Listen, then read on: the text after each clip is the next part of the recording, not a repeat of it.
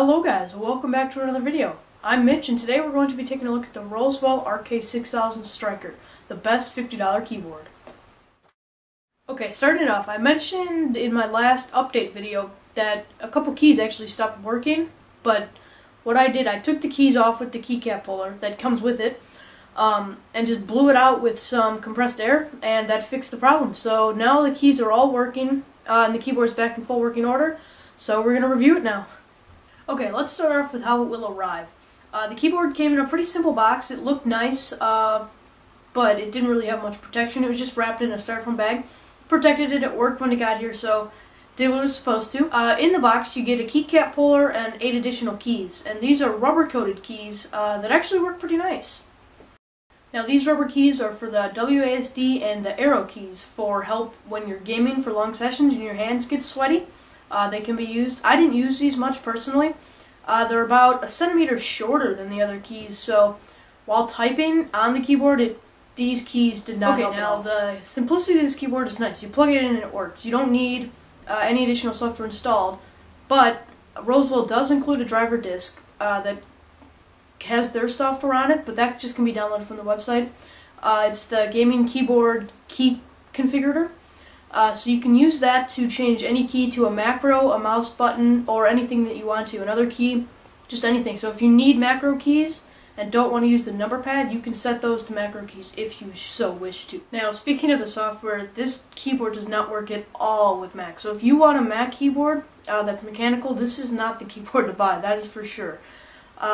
Hitting the A key outputs an O, it's not working. It's not calibrated correctly, which doesn't really make much sense to me because it's just a USB keyboard. I feel like it should work, but it doesn't. So if you're looking for a Mac keyboard, don't buy this. Now you may be asking what $50 gets you. For a keyboard, it's not much. Now when you look at something like the K70 from Corsair, you're paying $120, $130 for Cherry MX, blues, browns, whatever you want. But this keyboard does not have any of that. It is Alps Blue keyboard, which has a 20 million life cycle, or 20 million keystroke life cycle, which isn't actually too bad. It's not going to last as long, but considering the price you paid for it, it'll last a decently long time. Now, one of the other things that this doesn't have is backlighting. So you can't really expect it at this price, but if that's something that you need for your setup to look nice, then this isn't the keyboard. If you want some additional nice looks, you can add the orange keycaps. But for me, it's limited functionality because they don't do much for me. They just kind of get in the way. Well, but that's a personal preference.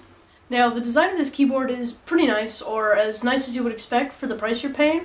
The keyboard is matte black, with the exception of the orange keycaps. And the other keycaps that were included, the plastic ones, actually had a nice texture on them that made them quite nice to type on.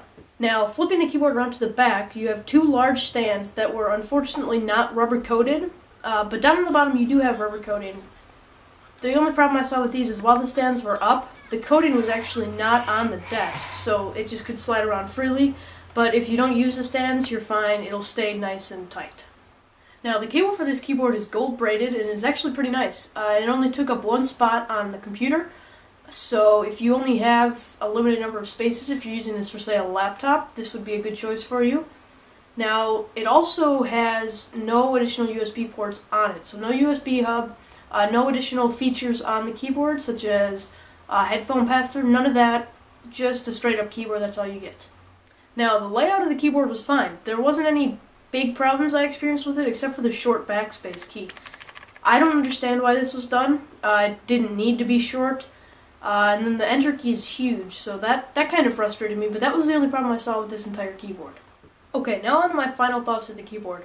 I've been using it for about 4 months now, and I love it. I've had the single problem with keys stop working, but just blowing them out with compressed air fixed that problem right away. Okay, now, if you're paying $50 for a keyboard, this is the keyboard to get. Now, I haven't used any other $50 keyboards. I've mostly used membrane, just Dell OEM keyboards. So this is the first actual keyboard I've owned. I would like to review other parts, but as of right now, this is my favorite keyboard that I've ever used for an extended period of time. So if you have $50 to spend on a keyboard, get this one. Okay, now that's all for this video, guys. If you did enjoy, leave a like down below, and subscribe if you think I should do more videos like this, more keyboard reviews. I think that would be a lot of fun, so let me know down below. Hope you guys enjoyed, and I'll see you guys next time.